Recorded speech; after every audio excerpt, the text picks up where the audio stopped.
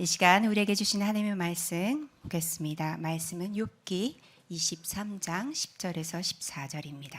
다 같이 한 목소리로 말씀을 봉독하도록 하겠습니다. 그러나 내가 가는 길을 그가 아시나니 그가 나를 단련하신 후에는 내가 순금같이 되어 나오리라. 내 발이 그의 걸음을 바로 따랐으며 내가 그의 길을 지켜 치우치지 아니하였고 내가 그의 입술의 명령을 어기지 아니하고 정한 음식보다 그의 입의 말씀을 귀히 여겼도다. 그는 뜻이 일정하시니 누가 능히 돌이키랴. 그의 마음에 하고자 하시는 것이면 그것을 행하시나니 그런즉 내게 정직한 이르실 것이라. 이런 일이 그에게 많이 있느니라. 아멘. 이 시간에는 서울 지두열방교회 담임하시는 신승미 전도사님께서 자유를 위한 단련이란 제목으로 말씀을 전해주시겠습니다. 여러분을 향하신 하나님의 말씀을 받는 귀한 시간 되시기 바랍니다. 오늘 말씀 제목은 자유를 위한 단련입니다. 오늘의 본문 말씀이 욥기라 아마도 여러분들의 마음이 살짝 무겁지 않을까 생각이 좀 듭니다. 욥은 사해의 남동쪽에 위치한 우스라는 땅에 살았던 사람입니다. 이 우스라는 곳은요, 모세가 살았던 미디아 광야의 그 남부 쪽에 있는 아라비아 사막지대를 말하고 있습니다. 욥은 주전 2000년경 아브라함과 이삭 그리고 야곱이 살았던 족장 시대의 사람으로 학자들은 추측하고 있습니다. 욥기는 총 42장으로 되어 있습니다. 욥기의 42장의 전체를 통틀어서 중요한 두 가지의 주제만을 이야기를 한다면 첫 번째는 하나님의 주권입니다. 그리고 두 번째 중요한 주제는 무엇이냐면 의인도 고난을 받을 수 있다는 사실입니다. 욥기서를 전체를 통과하는 이 42장 전체의 중요한 주제. 첫 번째는 뭐라고요? 하나님의 주권. 그리고 두 번째는 의인도 고난을 당할 수 있다라는 것입니다. 자, 오늘날도 많은 사람들은 누군가 어려움을 겪게 될 때, 나쁜 일을 당하게 될 때 이런 생각을 하곤 합니다. 저 사람은 뭔가 하나님 앞에서 잘못된 일을 하진 않았을까? 우리가 모르는 죄 때문에 저런 벌을 받고 있는 것은 아닐까? 라는 생각을 할 때가 있습니다. 물론 그 생각이 100% 틀렸다고는 말할 수 없습니다. 그러나 100% 맞았다고도 말할 수 없는 것입니다. 실제로 있었던 일인데요. 1991년 미국의 미네소타주에 있는 외곽 쪽에 있는 골프장에서 아주 커다란 골프 경기가 있었습니다. 그 경기는 꽤 커다란 경기였기 때문에 4,000명이나 되는 많은 사람들이 모여 있었습니다. 그 경기를 처음 시작할 때만 해도 날씨가 화창했습니다. 그런데 점점 시간이 지날수록 날씨가 껌껌해지더니 비가 부슬부슬 내리기 시작하더니 그 다음엔 저 끝에서부터 번개가 치기 시작했습니다. 번개가 치기 시작하자 4,000명이나 되는 많은 사람들은 번개를 피하기 위해서 어디론가 숨을 곳을 찾아다녔습니다. 그런데 그 골프장에는요, 아주 키가 커다란 느티나무가 하나 있었습니다. 그런데 그 키가 커다란 느티나무로 12명의 사람들이 숨어 들어갔어요. 그러자 그것을 보고 안내원이 마이크로 얘기를 했습니다. 여러분, 가장 키가 큰 느티나무에 숨으신 12명의 그 여러분들은 속히 다른 곳으로 피하시기 바랍니다. 이렇게 얘기를 했죠. 그런데 그 느티나무 속에 들어가 있던 사람들은 그 말을 무시했어요. 번개가 갑자기 꽉꽉 치자 그 가장 키가 큰 느티나무를 쫙 타고 번개가 쫙 떨어졌어요. 그러자 그 12명의 사람들이 마치 볼링핀이 꼬꾸라지듯이 갑자기 확 쓰러져 버렸어요. 다행히 그 다음 순간 6명의 사람들은 벌떡 일어났습니다. 깜짝 놀랐죠. 그리고 5명의 사람들은 약간 의식을 잃은 상태가 되었습니다. 근데 그 중에 한 명은 주머니에 손을 꽂고 있었는데 그 자리에서 즉사를 해버렸습니다. 자, 강력한 번개가 그 지역에서 가장 키가 큰 느티나무에 명중시켰듯이 동방에서 가장 큰 나무였던 의인 욥은 수억 볼트, 제가 번개가 몇 볼트나 되나 찾아봤더니요, 한 13억에서 16억 볼트쯤 된다고 그러더라고요. 수억 볼트의 고난의 볼트를 번개를 흡수하는 피레침이 된 것입니다. 자, 그럼 이제 제가 한 가지 질문을 던지겠습니다. 자, 누가 과연, 어떤 사람이 과연 고난을 많이 겪게 될까요? 하나님을 가장 경외하는 사람? 아니면 나쁜 짓 많이 하는 사람? 뭐라고 대답을 좀 해보시기 바랍니다. 어떤 사람이 고난을 많이 겪을까요? 참으로 재치 있는 대답입니다. 눈에 띄는 사람? 그럴 리가 있겠습니까, 하나님? 제가 답을 말씀드리겠습니다. Everybody. 누구나, 모든 사람들이 고난을 겪게 돼 있습니다. 이 땅에 태어난 그 누구 중 고난과 상처 없이 살아가는 사람 단 한 명도 없다는 것입니다. 사람들은 어떻게든 고난을 피하고 싶어 하지만 세상에 아무리 돈이 많거나 아무리 똑똑한 사람도 이 고난은 누구도 피할 수가 없습니다. 아무리 연구를 해도 이거를 피할 수 없다는 것입니다. 그만큼 이 고난이라는 것은요, 굉장히 신비한 것입니다. 그리고 이 고난의 시간을 통해 우리는 우리 자신의 내면 깊은 곳으로 파고 들어가서 그곳에 임재하여 계시는 하나님을 만날 수 있게 됩니다. 시편 137편 7편에서 8절까지의 말씀을 함께 보도록 하겠습니다. 말씀을 띄워주시기 바랍니다. 띄워주셨습니까? 네, 무슨 일일까요? 제가 읽어드리도록 하겠습니다. 내가 주의 영을 떠나 어디로 가며 주의 앞에서 어디로 피하리이까? 내가 하늘에 올라갈지라도 거기 계시며 수월에 내 자리를 펼지라도 거기 계시니이다. 어디를 가든 하나님이 거기 계신다는 고백입니다.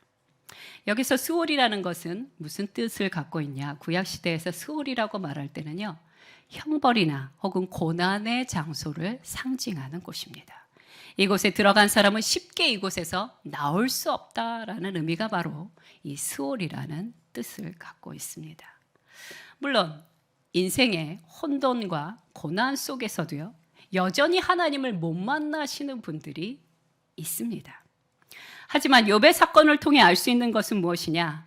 때로 고난의 피레침이 되는 성도님들은요, 하나님께서 보시기에 그 지역에서 가장 키가 큰 의인일 수 있다는 것입니다. 그러니 하나님을 경외하시는 여러분, 혹여 내게 고난이 오게 되었다면 너무 당황하거나 놀라지 마시기 바랍니다. 주께서 여러분들을 사랑하심으로, 주께서 여러분을 신뢰하심으로 그 고난의 번개가 몰아칠 수 있다는 것이지요.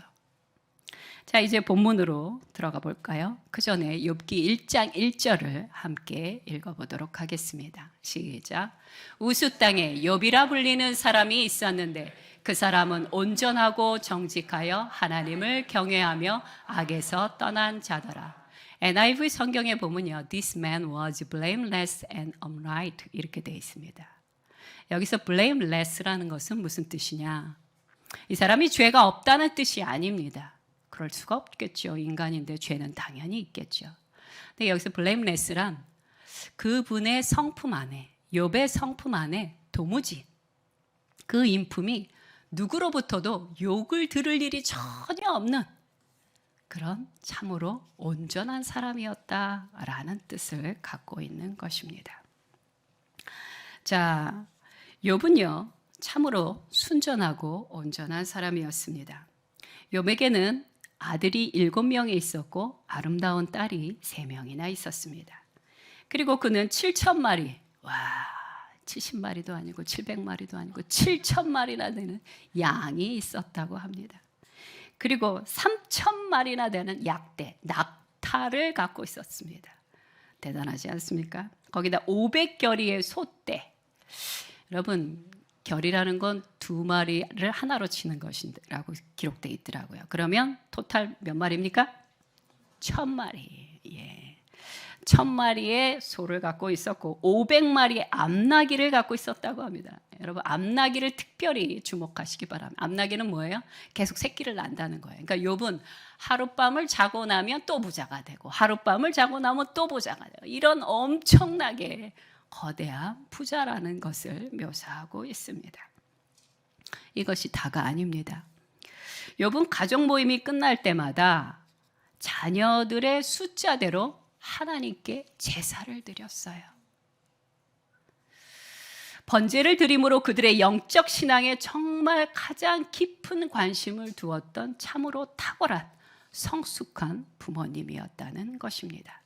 욥은 경건했고 성품과 행함이 온전했으며 당대의 정말 최고의 부자였고 그러므로 말미암아 모든 사람들이 부러워하고 존경을 받는 그런 사람이었습니다.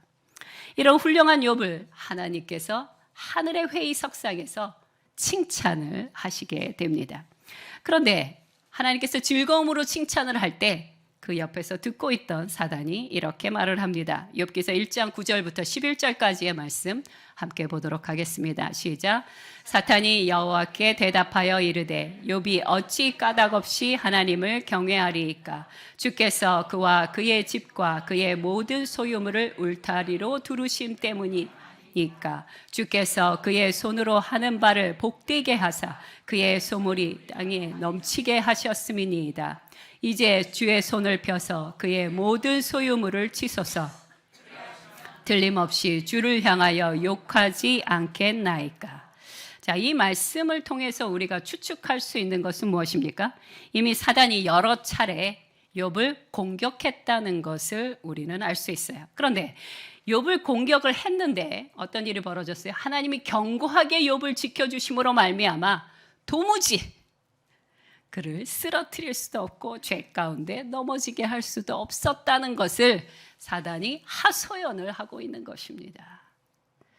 그러면서 사단은 욥이 하나님을 경외하는 이유는 그의 온전한 성품이나 하나님을 사랑하는 것 때문이나 경외하기 때문이 아니라고 말을 합니다. 반박하고 있죠. 만약 하나님께서 욥에게 주셨던 그 돌봄과 축복을 싹 거두신다면 그는 분명히 하나님을 욕할 것입니다 라고 확신에 차서 사단다운 이야기를 주장하고 있습니다.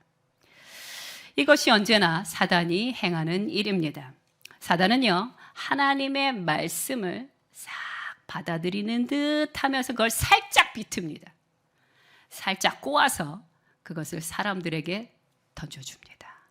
그래, 그 말이 틀린 건 아니지. 그러나 살짝 비틉니다. 그럼 그것을 받는 사람은 어떻습니까? 그 말이 맞는 것 같기도 하고 틀리는 것 같기도 하면서 받아들이게 된다는 것이에요. 이것이 사단이 하는 일입니다. 자, 사단이 하나님께 이렇게 욥에 대해서 이야기를 하게 되자 하나님은요, 욥을 어떻게 생각하셨냐 하면 욥을 정말로 신뢰하셨습니다. 그의 신앙에 대해서 확신하셨습니다. 그래서 사단에게 뭐라고 말씀하셨냐면 그의 생명과 건강은 손대지 말고 그래, 네가 원하는 대로 해봐라 라고 그렇게 허락을 해주시게 됩니다. 하나님의 허락이 떨어지자마자 사단은요, 태풍과 스바 사람과 하나님의 불과 갈대아 사람들을 이용하여서 욥의 자녀들과 재산들을 전부 쓸어버리게 됩니다.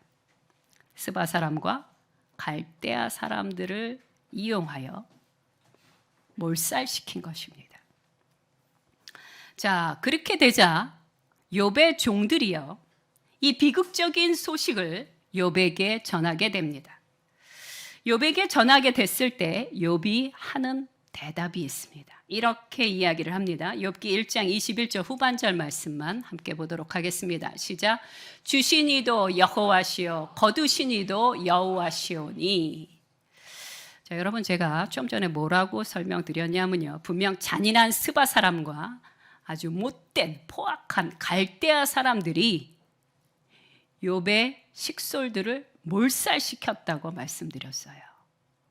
그런데 욥은 그 소식을 듣고도 자신에게 해악을 끼친 무리에 대하여 분노를 터뜨리는 것이 아니라 하나님의 주권에 대해서 고백을 하고 있습니다. 그리고 더 기가 막힌 것은 이런 상황에서도 하나님을 예배하며 찬양했다는 것이에요. 욥기 1장 21절 또 후반절 짧은 말씀만 함께 보겠습니다. 시작. 여호와의 이름이 찬송을 받으실지니이다. 저는요 이 부분에서 할 말을 잃어버리게 됩니다. 도대체 어느 정도까지 신앙이 성숙해져야 이런 고백을 할 수 있단 말인가 라는 생각이 들곤 합니다. 물론 욥이 굉장히 평안한 상태에서 하나님을 예배했거나 하나님을 찬양한 것은 절대로 아닙니다. 그는요 이 비극적인 소식을 듣자마자 자신의 옷을 찢었고 자신의 머리를 밀었고 그리고 어떻게 했습니까? 자리에서 일어나 자신의 그 비참함을 고통스러움을 어떻게든지 표현했습니다. 그리고 다시 엎드려 누가 앞에 엎드린 것입니까? 하나님 앞에 엎드려 그는 고백을 하는 것입니다. 우리 전체적으로 1장 21절을 함께 고백해 보도록 하겠습니다. 시작. 이르되 내가 모태에서 알몸으로 나왔사온즉 또한 알몸이 그리로 돌아가올지라. 주시니도 여호와시요 거두시니도 여호와시오니 여호와의 이름이 찬송을 받으실지니이다. 자, 지금 이 고백을 하는 욥의 모습을 상상해 보시기 바랍니다. 욥은요 돌봄과 축복 중에 여호와 하나님의 주권을 인정했습니다.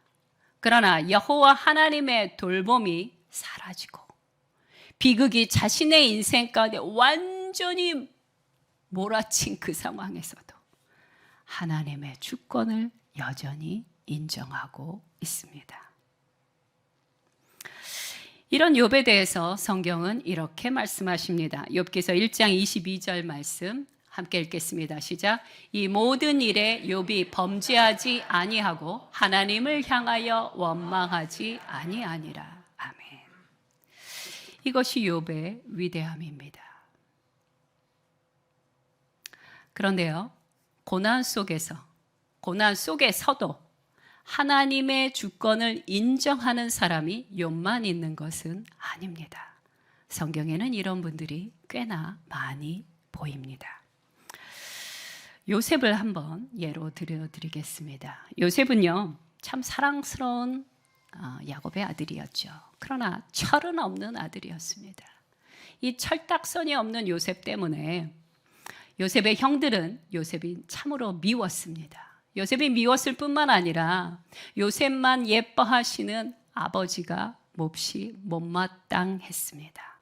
그리고 이것이 쌓이고 쌓이다 어느 날 어떻게 되었냐? 요셉의 형들은 요셉을 죽이기로 서로 작당을 하게 됩니다. 창세기 37장 20절 말씀을 함께 보도록 하겠습니다. 시작.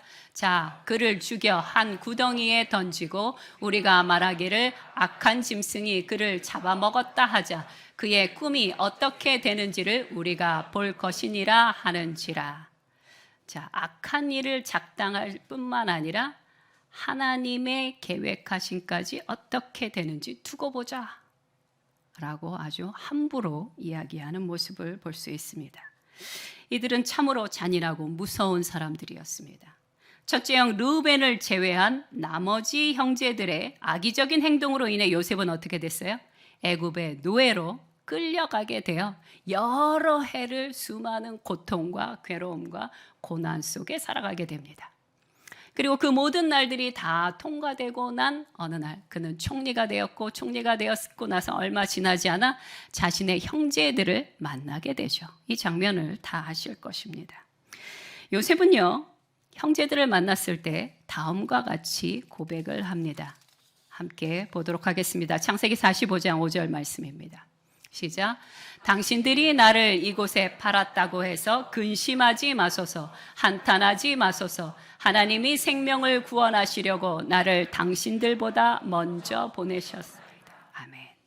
분명 형들은요, 요셉에게 악행을 넘어 패륜을 저지른 것이에요. 이것은 어떻게 그럴 수가 있습니까? 아무리 밉다고 자기 동생을 죽이려고 하다가 죽이는 게 좀 그러니까 노예로 팔아넘겼어요. 그리고 아버지에겐 또 거짓말까지 했죠. 패륜을 저질렀습니다. 그렇다면 이 죄에 대하여 당연히 그에 상응하는 심판을 받는 게 맞을 것입니다. 그런데요, 요셉은 형들을 용서했을 뿐만 아니라 그들의 마음을 달래주기까지 합니다. 그래서 달래주는 것을 넘어서 뭐라고 이야기하냐면 하나님의 선하심과 섭리하심에 대해서 설명까지 해주고 있습니다. 창세기 50장 20절 말씀을 함께 읽어보도록 하겠습니다. 시작. 당신들은 나를 해하려 하였으나 하나님은 그것을 선으로 바꾸사 오늘과 같이 많은 백성의 생명을 구원하게 하시려 하셨나니. 구구절절히 설명을 해줍니다. 형들이여 속상해하지 마십시오. 죄책감을 갖지 마십시오. 이것은 하나님의 놀라운 인도하심이며 주권이시며 섭리입니다. 라고 요셉은 그렇게 형들에게 이야기를 해주고 있습니다. 자, 이것은요, 인간이 행한 악행과 죄악과 상처, 그 모든 것에도 불구하고 하나님의 선하신 목적을 위하여 인생의 날실과 시실처럼 서로 어우러져서 만들어지게 되는 하나님의 주권과 섭리를 고백하는 성경의 중요한 원리를 담고 있는 것입니다. 제가 길게 얘기했는데 여러분의 눈빛을 보니까 충분히 이해하시는 것 같습니다. 이것은 신학적으로 굉장히 중요한 메시지를 담고 있는 장면입니다. 어떻게 이런 일이 일어날 수 있을까요? 악인들이 악을 행하고 있는데 그것을 뛰어넘어서 하나님께서 선을 행하십니다. 그리고 하나님의 목적하신 그 일을 마침내 이루어 주신다는 것입니다. 여러분은 아십니까? 저는 이것을 어떻게 설명해야 될지 잘 모르겠습니다. 그러나 이 말씀은 알고 있습니다. 로마서 8장 28절 말씀 함께 보도록 하겠습니다. 시작. 우리가 알거니와 하나님을 사랑하는 자 곧 그의 뜻대로 부르심을 입은 자들에게는 모든 것이 합력하여 선을 이루느니라. 어떻게 이루는지는 모릅니다. 어떻게 이런 일이 일어나는지는 알 수 없지만 그러나 중요한 건 하나님은 하나님의 뜻을 반드시 이루신다는 것이에요. 악인들이 난리를 치는 한이 있어도 번개가 치고 회오리가 몰아친다 할지라도 하나님은 하나님의 뜻을 반드시 이루어 가십니다. 또 다른 예가 있습니다. 출애굽기 사건을요 가만히 살펴보면요, 요번에 요 예화는 요거는요 조금 더 어려운 내용인데 출애굽 사건에서 자세히 보면 하나님께서 애굽의 왕 바로의 왕의 마음을요 강팍해 하셨다는 말이 굉장히 자주 나옵니다. 그리고 성경은 그것을 자주 반복함으로써 강조를 하고 계십니다. 한번 볼까요? 출애굽기 4장 21절 말씀입니다. 시작. 여호와께서 모세에게 이르시되 내가 애굽으로 돌아가거든 내가 내 손에 준 이적을 바로 앞에서 다 행하라. 그러나 내가 그의 마음을 완악하게 한즉 그가 백성을 보내주지 아니하리니. 자, 누가 이렇게 하셨다는 것입니까? 하나님께서 바로 왕의 마음을 완악하게, 강팍하게 하셨다라고 그렇게 이야기하십니다. 이 말씀 외에도 하나님께서 바로의 마음을 강팍하게 하셨다는 말씀이 총 7번이나 더 나옵니다. 출애굽기 7장, 9장, 10장, 11장, 14장까지. 그리고 또 한 가지, 출애굽기 8장 15절, 그리고 32절, 9장 34절에 보면요, 바로 왕이 스스로 자신의 마음을 강팍하게도 했다라는 말도 나오고 있습니다. 자, 도대체 하나님은 왜 출애굽을 시켜주시겠다고 하면서 바로 왕의 마음을 굳이 강팍하게 하신 것일까요? 한 번만 그러신 것도 아니고 여러 차례에 걸쳐서. 그리고 이렇게 하시는 하나님의 목적은 과연 무엇일까요? 사도 바울께서는요, 바로의 마음을 강팍하게 하신 하나님의 목적에 대해서 이렇게 설명하고 있습니다. 로마서 9장 17절 말씀입니다. 시작. 성경이 바로에게 이르시되 내가 이 일을 위하여 너를 세웠으니 곧 너로 말미암아 내 능력을 보이고 내 이름이 온 땅에 전파되게 하려 함이라 하셨으니. 아멘. 와, 하나님이 하나님을 경외하는 자들만 택하시는 줄 알았더니 악인들도 빌런들도 사용하신다고 말씀하십니다. 하나님은요, 죄악과 악인들이 판을 치고 있는 이 세상 속에서도 하나님의 이름을 영광스럽게 하실 수 있는 전지전능하신 여호와 하나님이십니다.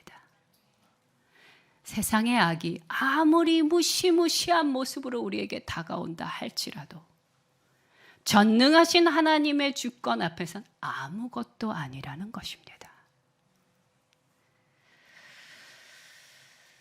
바울은요, 바로의 이 사건을 통해 하나님의 놀라운 또 다른 진리를 추론을 하게 됩니다.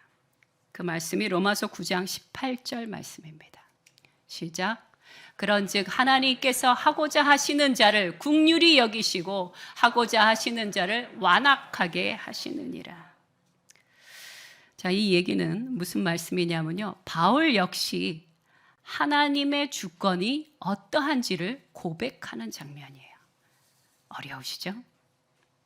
네, 여러분의 미간이 서서히 찌푸려져 가는 게 여기서 보입니다. 출애굽 이후에도 하나님의 주권적인 인도하심은 계속해서 나오게 됩니다. 출애굽기에 하나님께서는 홍해 앞에서 주저주저 하고 있는 이스라엘 백성들을 잘 아셨어요. 그래서 어떻게 하셨냐면요, 이스라엘 백성들을 보내준 그 애굽 사람들의 마음을 강팍하게 또 만드십니다. 그래서 어떻게 하셨냐면 이미 출애굽한 이스라엘 백성들을 쫓아가게 하셨어요. 그래서 홍해 앞에서 저걸 넘을까 말까 하고 있는 그 이스라엘 백성들이 뒤에서 쫓아오고 있는 애국 군대를 보고 어떻게 했습니까? 난리가 난 거죠. 이 자리에서 죽든지 아니면 저기를 건너가든지 둘 중에 하나 해야 되는 것이에요.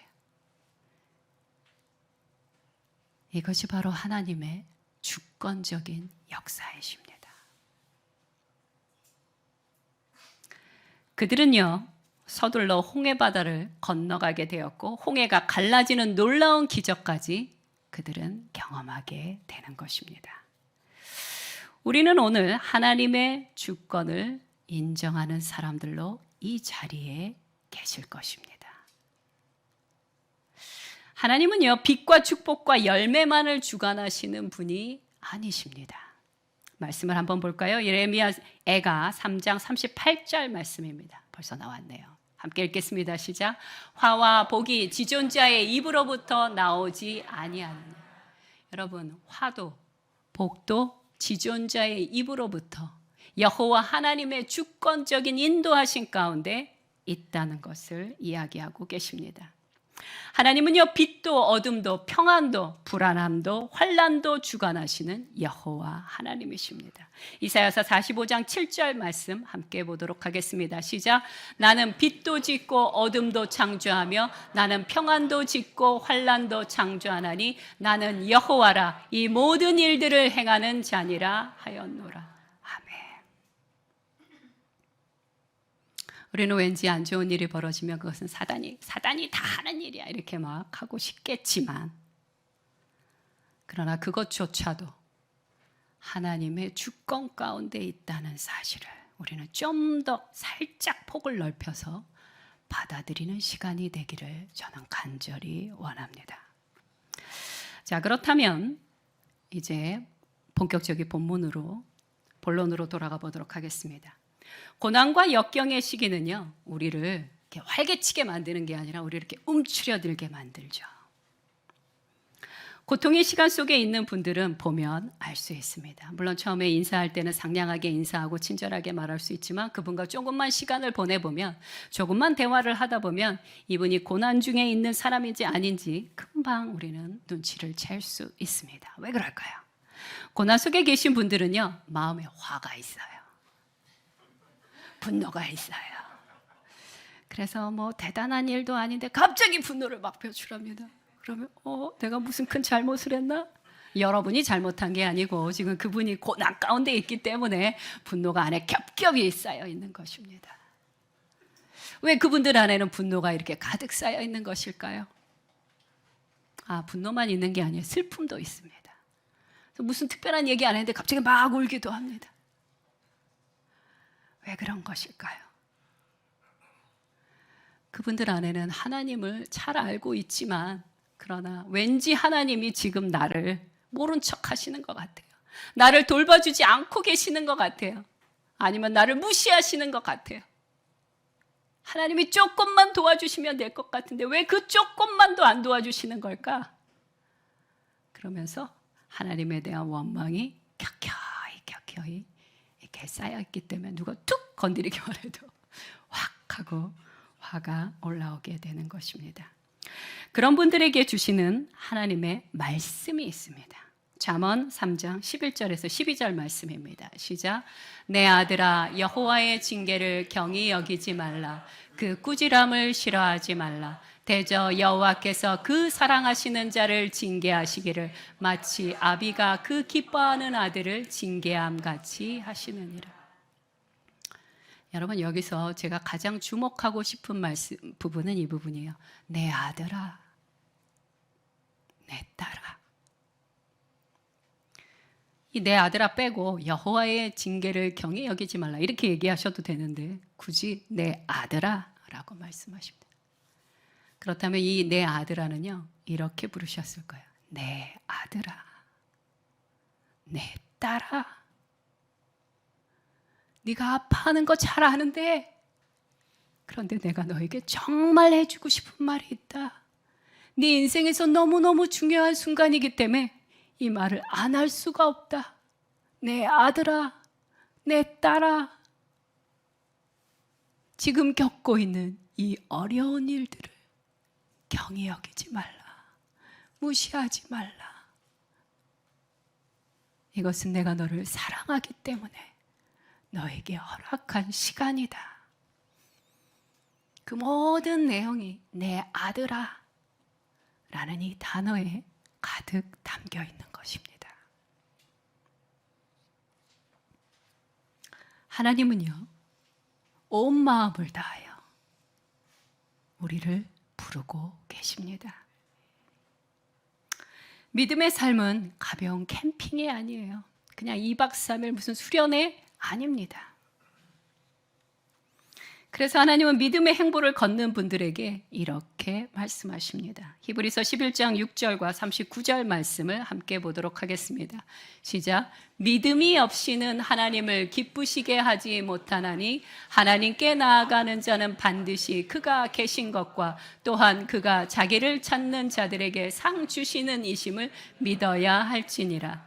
이 사람들은 다 믿음으로 말미암아 증거를 받았으나 약속된 것을 받지 못하였으니. 아멘. 하나님은요, 믿음의 사람들을 욥을 자랑하듯이 자랑스러워하시고 또 그들을 기뻐하십니다. 잠언 3장 12절 말씀 함께 보도록 하겠습니다. 시작. 대저 여호와께서 그 사랑하시는 자를 징계하시기를 마치 아비가 그 기뻐하는 아들을 징계함 같이 하시느니라. 그러므로 우리가 혹시 고통 가운데 계신다면요, 꼭 기억해야 할 것이 있습니다. 나의 고통은, 지금의 내가 겪고 있는 이 어려움은 하나님께서 나를 미워하시기 때문이 아니라 나를 신뢰하시기 때문에, 나를 자랑스럽게 여기기 때문에, 나를 기뻐하시기 때문에 그래서 허락하셨다는 것입니다.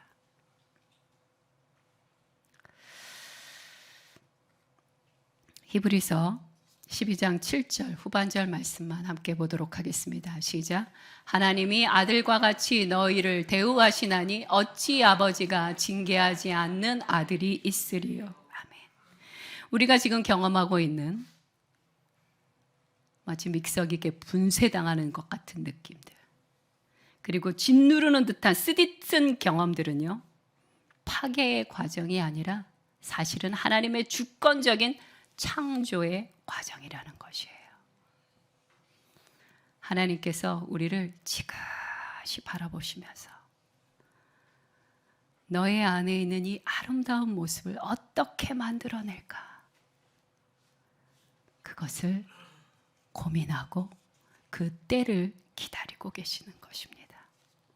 때로는 우리에게 오셔서 정신이 없을 만큼 끌로 여러 가지 도구로 우리를 깎아내시고 닦으시고, 그래서 쓸려서 너무 아프고 그렇게 하고 계실 수도 있다는 것입니다. 우리도 욥처럼 요셉처럼 이스라엘 백성들처럼 이제는 알아차려야 합니다. 이것이 하나님의 은혜의 손길이라는 것을요. 하나님께서는요, 한 사람 한 사람을 걸작으로 만들고 계시는 중이십니다.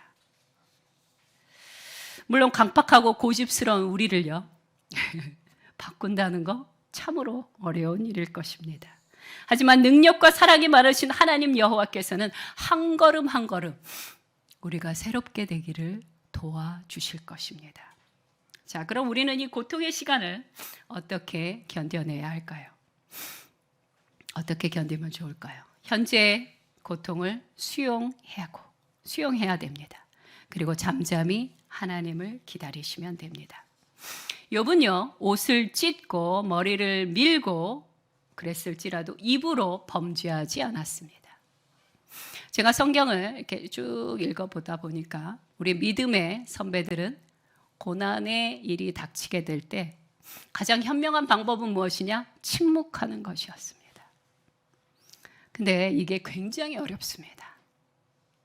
저도 고난의 벼락을 아주 여러 차례 받은 사람으로서 고난이 그냥 살짝 오면 약간 우아한 척 할 수 있어요. 뭐 괜찮습니다. 은혜로 잘 넘어가고 있습니다. 이렇게 말할 수 있는데 이것이 너무 힘들면요, 그냥 이렇게 안에서부터 팍 올라옵니다. 나에게 상처를 준 사람, 나를 힘들게 하고 있는 이 상황에 대해서 안에서부터 아주 날카로운 말들이 솟구쳐 올라옵니다. 침묵하는 거 너무너무 어렵습니다. 아니, 침묵이라니요. 이거라도 얘기를 해야 내가 살 것 같은데. 그러나 믿음의 사람들이라면 그때는 침묵을 해야 돼요. 대신에 무엇을 합니까? 침묵 대신에 하나님의 말씀을 읊조리시기 바랍니다. 여호와는 나의 목자시니 하나님의 아들과 같이 너희를 대우하시나니 어찌 아버지가 징계하지 않는 아들이 있으리요. 맞습니다. 하나님, 주께서 나를 사랑하시기에 나를 이 시간 가운데 두심을 내가 아나이다. 고난의 항중앙에서 내게 이런 일이 일어났는지, 왜 이런 일이 일어났는지 입으로 계속 온갖 더럽고 어리석은 말을 내뱉을 것이 아니라 차라리 주님의 말씀을 암송하시기 바랍니다. 그리고 그 어떤 말도 내 입으로 내뱉지 마시기 바랍니다. 성경은 이렇게 고난 속에 있는 의인들을 가리켜 뭐라고 이야기를 하냐 하시면 연단받는 자다라고 얘기합니다. 근데 이것을 영어로 얘기하면 훨씬 이해가 쉬워요. Be trained. 트레인 받는 거 아시죠? 연단받는 사람들, 트레인 받는 사람들이에요. 하나님께서는 이 인생의 이 경기장에서 우리를 각종 경기를 통하여서 우리를 트레인 시키고 계시는 것이에요. 트레인 시키는 건 잘못된 일입니까? 아니요. 이건 잘못된 일이 아닙니다. 하나님의 아들이신 예수 그리스도도 고통받으셨습니다. 히브리서 5장 8절 말씀 함께 보도록 하겠습니다. 시작. 그가 아들이시면서도 받으신 고난으로 순종함을 배워서, 이 말씀 그대로 두시기 바랍니다. 아들이면서도 받으신 고난으로 고난을 통하여 순종을 배웠다라고 이야기하셔요. 예수 그리스도께서도 고난을 통하여 순종을 배우셨다면 하물며 우리는 어떠하겠습니까? 주님이 받으셨으니까 저는 안 받을게요. 그런 사람 없다고 제가 초반에 말씀드렸습니다. 우리 역시 누구도 예외 없이 everybody 다 고난을 통하여 무엇을 배우느냐? 순종을 배워야 하는 것이에요. 자, 고난을 통하여 순종을 배우신 예수 그리스도는 그 다음 말씀을 보면 정말 귀한 말씀이 나옵니다. 히브리서 5장 9절 말씀입니다. 시작. 온전하게 되셨은즉 자기에게 순종하는 모든 자에게 영원한 구원의 근원이 되시고. 아멘. 순종하심으로 고난을 배우심으로 말미암아 어떻게 됐어요? 온전하게 되셔서 모든 만민에게 구원을 베푸는 근원이 되셨다고 성경은 기록하고 계십니다. 우리도 고난을 통하여 순종을 배우게 될 때 어떤 일이 벌어질까요? 진정한 구원의 통로가 되는 것입니다.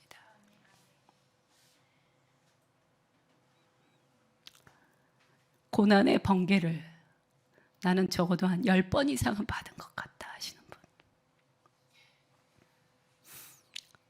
그럴 리가 없는데. 고난의 번개를요, 저는 한 수백 번은 받은 것 같아요. 물론 하나님 보시기에 난 너한테 2번밖에 안 줬는데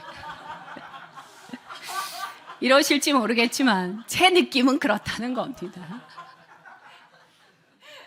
하루하루가 내 가슴을 찌르고 내 심장을 뚫고 피를 흘리는 것 같고, 아침에 눈을 뜨고 싶지 않고 밤에 눈을 감고 나면 다시는 뜨고 싶지 않고 이 자리에서 소멸해버렸으면 좋겠고, 아무하고도 얘기하고 싶지 않고 누구에게도 복음을 전하고 싶지 않고, 수백 번의 고난의 번개를 맞은 것 같은 분들, 바로 그 고난을 통하여 주님의 말씀에 순종으로 나아가야 되는 것이에요. 좋을 때만 하나님을 인정하는 것이 아니라 환난 가운데도 욥처럼 여호와 하나님의 주권을 인정하는 것, 그것이 진정한 트레이닝입니다. 그렇게 된 사람은 어떻게 될까요? 하나님의 능력의 통로가 되는 것이에요. 여러분, 진리가 우리를 자유케 된다는 말씀 모르는 분 없을 거예요. 진리는 우리를 자유케 하는데요, 중요한 것은 무엇이냐면 그 진리를 행해야 자유케 되는 것입니다. 물론 오늘 아침에 우리 목진수 목사님 말씀하신 것처럼 율법주의에 빠지시면 안 됩니다. 성령의 능력으로 순종함으로 그렇게 진리 안에서 자유케 되시라는 말씀입니다. 저는 모태신앙인입니다. 저는 제가 기억을 할 수 있는 그때부터 교회에서 예배를 드렸던 것을 기억하고 있습니다. 그런데 하나님의 말씀에 어떤 것을 순종하기가 좋은데요, 편한데요, 괜찮은데요, 어떤 것은 너무너무 순종하기가 힘들어요. 그것을 순종한다는 생각만 해도 마음에서 탁 걸립니다. 그래서 저는 사실 욥기를 좋아하지 않아요. 저는 어릴 때부터 욥기 이렇게 성경책 쭉 읽다 욥기 나오면 건너뛰었어요, 솔직히 말하면. 그리고 설교할 때도 욥기 안 합니다. 왜? 혹시라도 이거 메시지 전하다, 혹시라도 이거 읽다가 이 말씀이 내 삶에 응하게 될까봐 나 무서워서 절대 욥기는 찬찬히 읽은 적이 없습니다. 그런데요, 제 나이가 50 중반에 들어서고 나니까 이제 겨우 하나님의 주권하심과 하나님의 말씀에 순종하는 것이 조금 편해졌어요. 저는 이제서야 겨우 그럽니다. 저는 제 주변에 있는 젊으신 분들을 볼 때, 하나님 앞에 순전하게 순종하시는 분들을 볼 때 도전을 받습니다. 나도 저분들처럼 저래야 되는데, 나도 저분들처럼 저렇게 하나님 앞에 순종해야 되는데 나는 언제 저렇게 될까? 근데 감사하게도 이제 겨우 50대 중반이 되고 나니까 하나님의 말씀에 순종하는 게 편해지더라고요. 제가 주일날 교회를 갈 때 택시를 타고 갑니다. 짧은 거리인데 이 교통편이 너무 불편해서 택시를 타는데 몇 주 전에 택시를 탔는데요. 연세가 많으신 택시 운전수셨습니다. 근데 제가 직진으로 쭉 가달라고 부탁드렸어요. 그래서 직진으로 쭉 가는데 내비에는 이게 우회전으로 떴던 것 같아요. 이분이 우회전 하려고 우회전 깜빡이를 딱 켜시는 거예요. 그래서 아저씨 직진으로 계속 가주세요. 그랬더니 갑자기 이 운전수 아저씨께서 화를 버럭 내시는 거예요. 아 진작 말을 하지. 왜 이제 얘기하는 거야?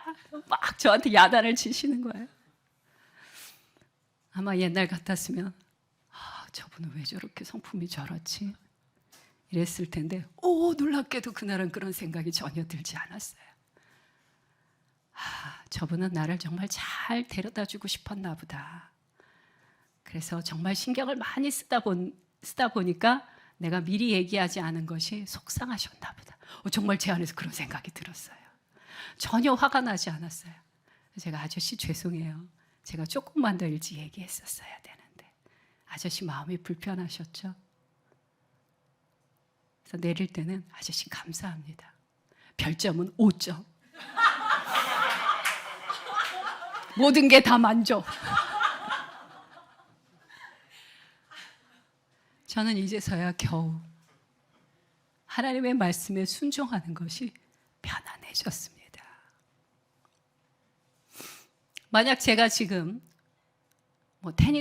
저 테니스 칠 줄 모릅니다. 테니스를 배운다든지 바이올린을 배운다든지 한다면 아마 굉장히 불편할 거예요. 물론 시도도 안 하겠지만 굉장히 불편해서 하다가 몇 번 레슨 받다가 에이 그만할래. 내가 이 나이에 무슨. 순종도 마찬가지입니다. 처음에 할 땐 힘이 들어요. 온유하게 대하시라고요? 너무 힘든데. 용서하시라고요? 용서하기 싫은데. 성실과 진실로 대하라고요? 너무 싫은데. 나 안 되는 사람인데. 그냥 해보세요. 처음엔 낯설어서 안 됩니다. 10번, 20번, 50번, 100번, 1000번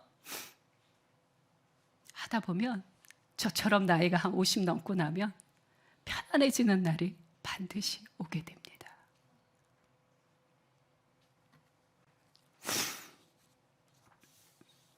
욥기서 23장 12절 말씀 함께 보도록 하겠습니다.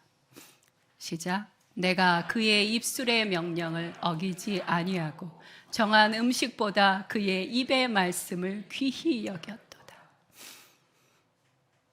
내가 좋아하는 아이스크림보다 고기보다 그 어떤 것보다 주의 말씀을 더 귀하게 여기게 되는 단계. 주님의 모든 명령을 다 지켜 행하면서도 그것이 전혀 부담스럽지 않고 너무나 기쁘고 즐거운 상태. 이것이 바로 훈련된 사람의 모습입니다. 결론을 말씀드리겠습니다. 하나님의 생각은요, 우리보다 높고 그리고 넓으시고 깊으시기에 우리는 차마 하나님의 마음을, 하나님의 생각을 헤아릴 수 없습니다. 혹여라도 하나님께서 욥에게 왜 욥이 고통받을 수밖에 없는지에 대해서 구구절절히 설명해 주셨다 할지라도 아마 욥은 알아듣지 못했을 것입니다. 그래서 욥기서를 자세히 읽어보시면요, 욥이 하나님 앞에 막 이런저런 질문을 다 하는데 욥은 그 대답을 전혀 듣지 못합니다. 자, 우리는 어떨까요? 우리는 지금 내가 겪고 있는 이 어려움, 고난에 대해서 하나님께, 하나님 내가 왜 이것을 이렇게 경험해야 됩니까? 왜 나만 이것을 겪어야 합니까? 라고 질문을 던진다 할지라도 여러분은 그 대답을 이 땅에서는 듣지 못하실 것입니다. 하지만 욥의 인생이 역동적인 신앙의 증거들로 가득했던 것처럼 우리 인생에도 하나님의 주권을 인정하는 역동적 믿음의 증거들로 충만해지기를 간절히 소망합니다. 함께 기도하겠습니다.